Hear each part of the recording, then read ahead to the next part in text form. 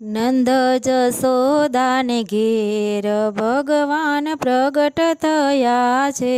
શ્રાવણ માસને અંધારિયા પક્ષમાં આઠમને બુધવાર ભગવાન પ્રગટ થયા છે।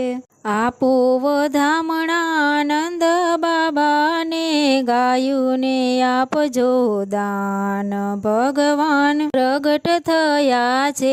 નંદ બાબાએ જોશી તેડાવ્યો યાનું શું રાખશો નામ ભગવાન પ્રગટ થયા છે।